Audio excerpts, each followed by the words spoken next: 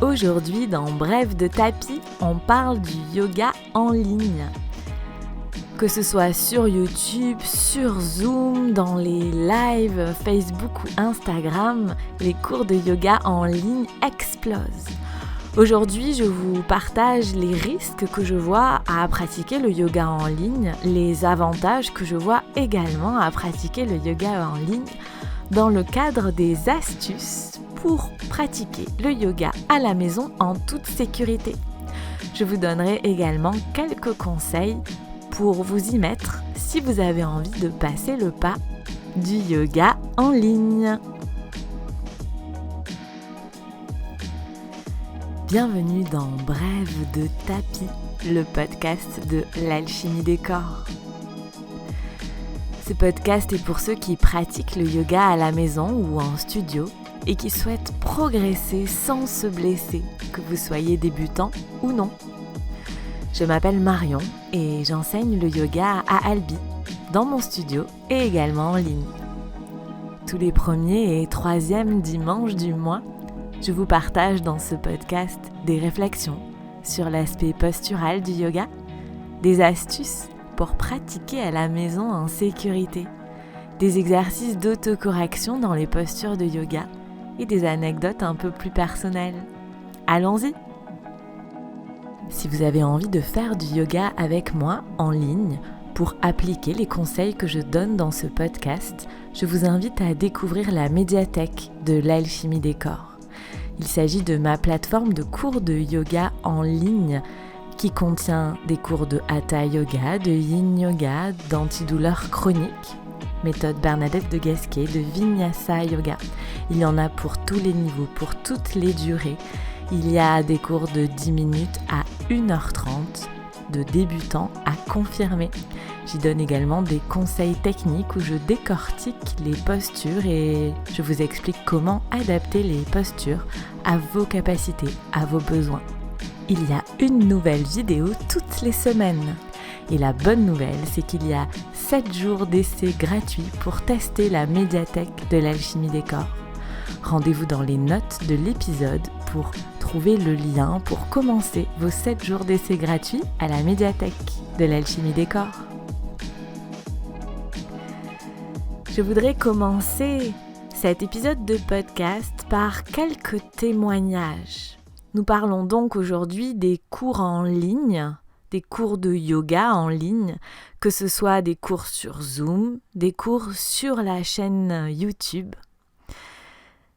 Alors bien évidemment, cette pandémie mondiale nous a peut-être quelque peu obligés à revoir nos pratiques de yoga. J'ai récemment interrogé mes clients sur comment ils vivaient ce yoga en ligne. Est-ce qu'ils appréciaient que ce soit des cours sur Zoom ou sur la chaîne YouTube? Beaucoup de clients m'ont dit qu'ils s'étaient mis au yoga en ligne avec le confinement parce qu'il n'y avait pas le choix et qu'au final, ils s'étaient pris au jeu. Certains s'étaient mis aux cours de yoga en ligne, notamment sur la chaîne YouTube, bien avant tout ça, bien avant ces histoires de confinement. Ils s'en servaient pour pratiquer pendant les vacances, quand les studios de yoga étaient fermés, ou pratiquer quand ils partaient en voyage ou s'ils partaient vivre à l'étranger, pour continuer à prendre des cours avec leurs profs. Et j'ai même eu certaines personnes qui m'ont dit qu'ils préféraient les cours de yoga en ligne qu'aux cours en présentiel. Pour parler de faits, ce qu'on peut dire, c'est que personnellement, et je ne pense pas être la seule, le nombre d'abonnés à ma chaîne YouTube a explosé avec ce premier confinement. Mais il continue toujours à augmenter parce que peut-être que certaines personnes y ont trouvé des avantages. Je voudrais partager le commentaire d'une de mes élèves qui s'appelle Nathalie. Je vais vous lire ce qu'elle écrit à propos des cours en ligne. Elle parle des cours sur Zoom et également de la chaîne YouTube. Ça commence comme ça.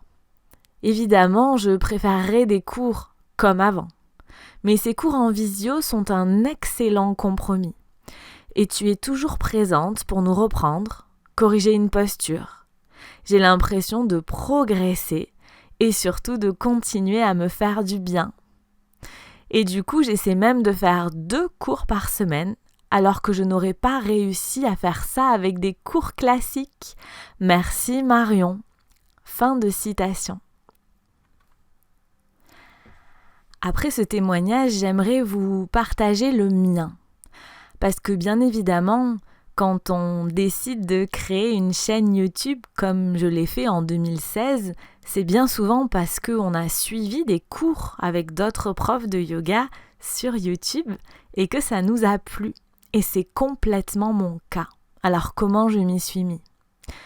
J'habitais dans un petit village, il n'y avait pas vraiment de prof. Et en fait, c'est une amie qui un jour m'a demandé mon avis sur une chaîne YouTube. Du coup, j'ai fait quelques cours pour essayer de donner un avis avisé. Et en fait, j'ai trouvé ça super chouette. C'est comme ça que je me suis mis à moi-même pratiquer sur YouTube. Et un jour, je vous raconterai peut-être comment j'ai commencé et pourquoi j'ai créé ma chaîne YouTube. Dans la suite de ce podcast, je voudrais d'abord vous parler des risques qu'on peut avoir à faire du yoga en ligne tout seul chez soi, sur YouTube ou bien sur Zoom en visioconférence. Bien évidemment, le premier risque que tout le monde cite, c'est le risque de se faire mal ou de mal faire. C'est vraiment le problème principal, le frein principal. Et c'est une réalité. On peut se faire mal en pratiquant tout seul sur YouTube. D'ailleurs, j'ai pu observer au mois de septembre 2020, donc après le premier confinement, il y a de nombreuses personnes qui sont arrivées dans mon studio de yoga un petit peu sur la pointe des pieds en me disant j'ai commencé le yoga tout seul sur YouTube, mais maintenant j'aimerais bien prendre des cours en vrai avec un prof. Peut-être que c'est pas trop bien d'avoir commencé tout seul, mais bon, je l'ai fait, ça m'a permis de mettre le pied à l'étrier, d'apprécier le yoga, et voilà pourquoi je suis là aujourd'hui, parce que j'aimerais qu'un prof vérifie comment est ma pratique. Alors bien évidemment, moi-même, en enseignant sur YouTube, c'est que je suis plutôt OK avec le principe de commencer le yoga tout seul. C'est mieux que rien, et en étant bien guidé, ça peut bien se passer. Mais il y a ce risque de mal faire ou de se faire mal. Ce risque existe certes sur les cours de yoga en ligne, mais il existe aussi dans des cours en présentiel, dans des studios, quand des fois on assiste à des cours qui sont bondés, avec un prof peut-être pas forcément très attentif, ou tout simplement un prof qui, de par son école, de par l'enseignement qu'il a reçu, ne corrige pas. Donc le risque de se faire mal ou de mal faire, il dépend énormément du professeur et de sa façon d'enseigner. Le deuxième risque qu'on retrouve très souvent quand on discute du yoga en ligne avec différentes personnes, c'est le risque de choisir un cours qui n'est pas adapté à son niveau ou à son envie. Alors bien évidemment, il y a une multitude de chaînes YouTube et souvent on ne sait pas trop quoi choisir sans y passer des heures. On a peur de perdre son temps, de ne jamais trouver ce qu'on va chercher et au final, on ne commence jamais. Ça, c'est vraiment une difficulté et un risque que j'identifie très clairement, choisir un cours qui n'est pas adapté à son niveau ou à son envie. Parlons maintenant des avantages. Les avantages de pratiquer le yoga en ligne. Pour moi, il y en a plusieurs. Des avantages qui sont d'abord très concrets. Le cours est disponible quand vous l'êtes. Alors, si on parle des cours sur Zoom, un petit peu moins. Mais quand on parle des cours sur YouTube, vous faites play quand vous le souhaitez. Il n'y a pas non plus de risque d'arriver en retard, ou un petit peu moins que dans les studios, puisqu'il n'y a pas de bouchons, de problèmes pour se garer, de choses comme ça. Le deuxième gros avantage que je vois aux cours sur Zoom ou aux cours sur YouTube, aux cours en ligne en général, c'est les formats différents. En général, dans les cours en ligne, il y a plusieurs durées de cours. Et donc, vous pouvez peut-être faire une petite pratique du matin, une quinzaine de minutes, parce que vous avez uniquement 15 minutes à accorder à votre pratique du matin et pas forcément le temps de passer 1 heure dans votre studio de yoga. Et une fois encore, il vaut mieux faire 15 minutes le matin que de ne rien faire ou le soir. Le troisième avantage que je vois aux cours en ligne, c'est d'avoir le prof en gros plan. En général, on l'a sur grand écran, on voit bien ce qu'il veut nous montrer et on voit même parfois mieux que quand on est dans un studio de yoga tout au fond de la salle où il faut se tordre un peu le cou pour voir ce que le prof veut nous montrer. Un autre avantage que j'y vois, c'est que sur les cours en ligne, on a des ambiances différentes. Je pense aux vidéos qui font voyager, à ces vidéos qui sont tournées en extérieur et qui ont la capacité à simplement nous mettre le sourire aux lèvres de bon matin parce que l'ambiance de la vidéo est belle et relaxante parce qu'on a la vue sur une belle plage, une belle montagne.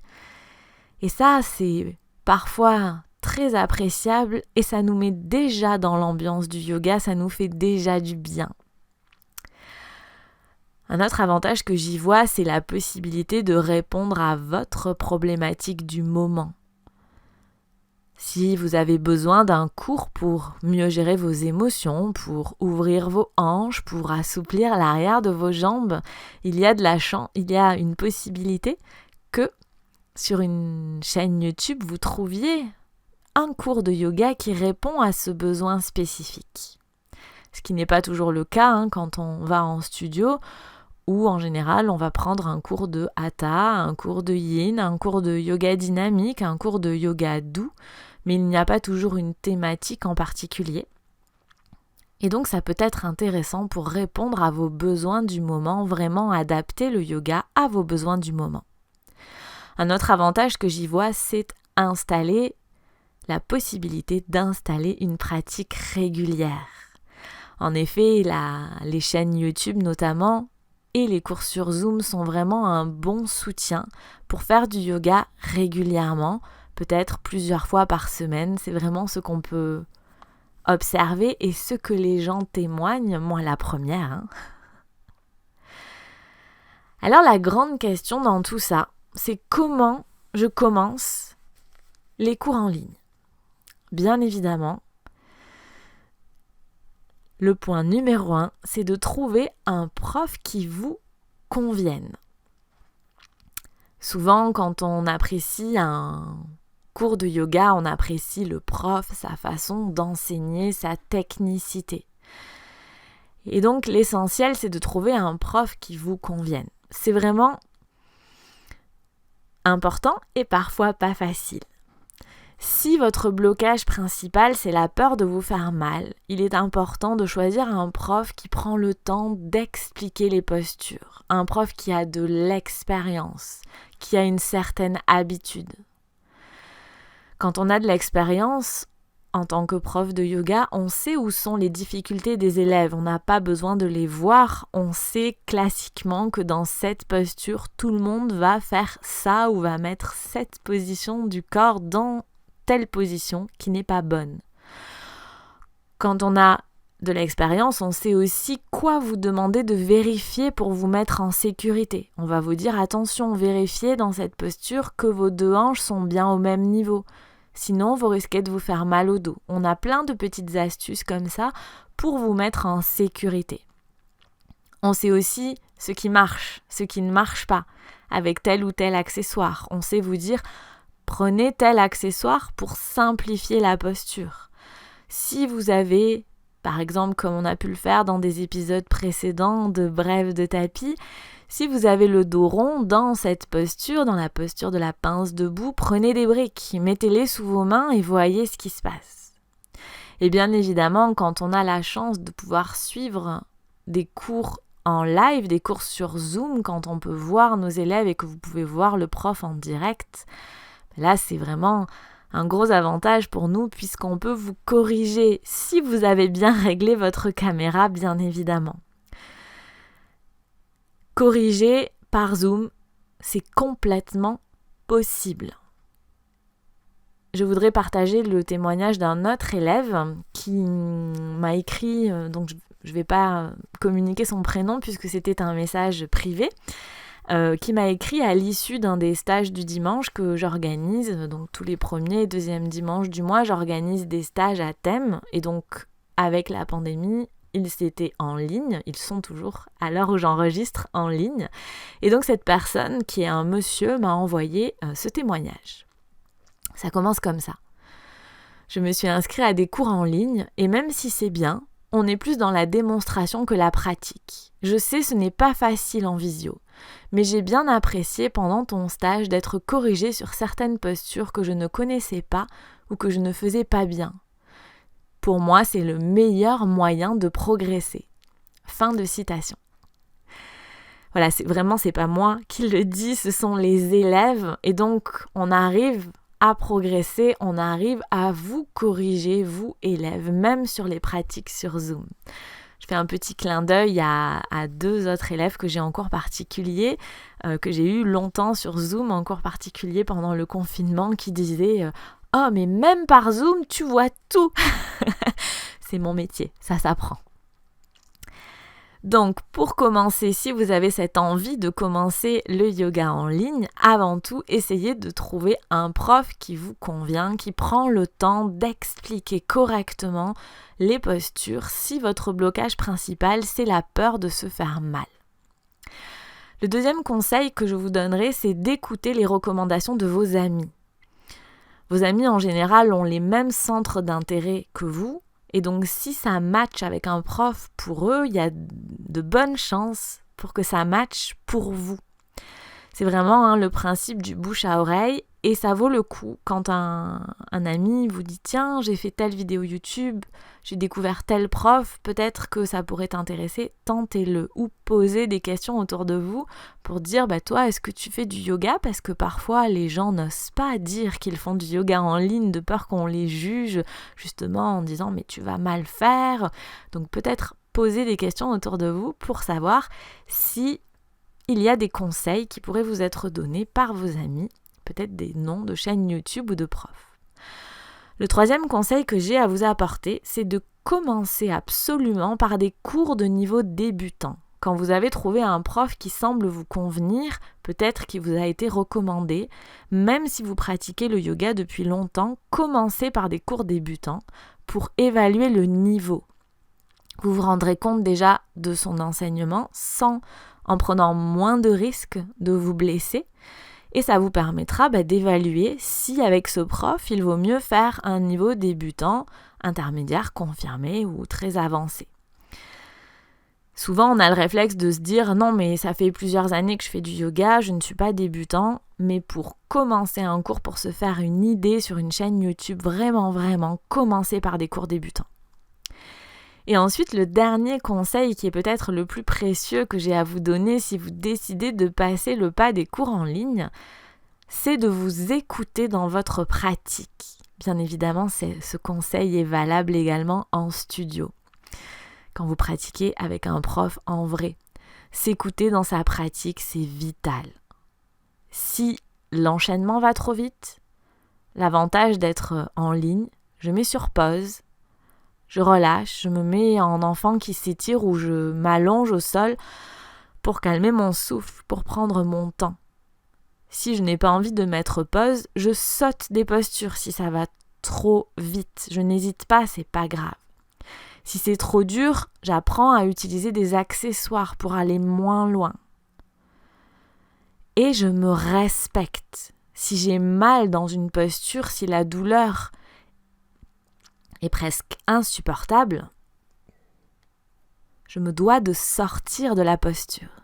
J'ai discuté justement hier avec une élève que j'avais en cours particulier qui me disait que dans une posture en particulier sur l'étirement du psoas, ça lui arrivait d'avoir mal en ayant les larmes aux yeux. Non, Ce n'est pas l'objectif du yoga, c'est contre-productif.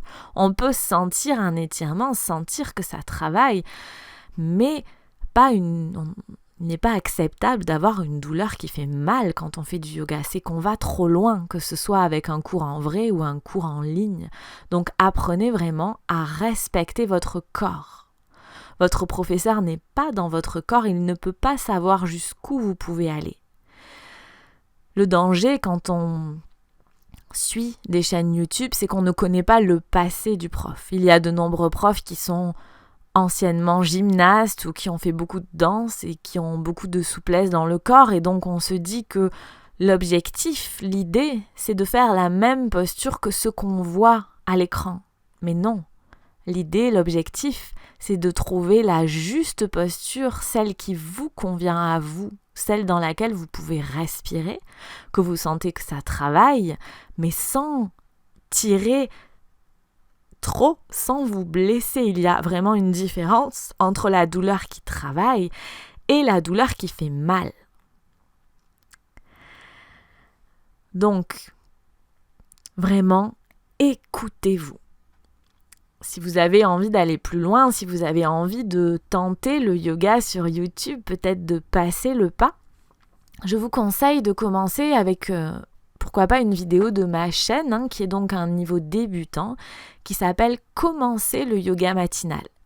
Et si on n'est pas débutant, ça permet de réviser les bases, comme vous le verrez dans les commentaires de la vidéo. Beaucoup de personnes qui ne sont pas débutantes indiquent que ça a permis vraiment de réviser les bases. Et ça sert aussi à ça, les cours en débutant. Je vous mets le lien vers ce cours, donc commencer le yoga matinal, dans la description de l'épisode du podcast si vous souhaitez aller un petit peu plus loin. Donc si je résume ce qu'on a vu, on a vu que de plus en plus de personnes se mettent au yoga en ligne, que ce soit sur YouTube ou via Zoom, souvent parce qu'ils y ont été contraints par le confinement, mais que petit à petit, ils se sont pris au jeu. Les deux risques majeurs du yoga en ligne, c'est de se faire mal et de choisir un cours qui n'est pas adapté à son niveau. Les avantages, c'est que du coup, le cours et le prof est disponible quand vous l'êtes. On a des cours avec des durées différentes. Souvent, on arrive à bien voir le prof en gros plan. On a des ambiances qui parfois font voyager. On peut trouver des cours qui répondent à votre problématique du moment, à votre thématique du moment. Et c'est un grand soutien pour installer une pratique régulière de yoga. Et puis dans mes conseils pour comment commencer les cours de yoga en ligne, si vous avez envie de vous lancer notamment sur YouTube, d'abord trouvez un prof qui vous convient, peut-être un prof qui donne beaucoup d'explications dans les postures si votre blocage principal c'est la peur de se faire mal. Pensez à écouter les recommandations de vos amis, elles sont souvent bonnes. Commencez absolument par des cours débutants et écoutez-vous dans votre pratique, respectez-vous. Je pense que le plus dur, c'est de se lancer.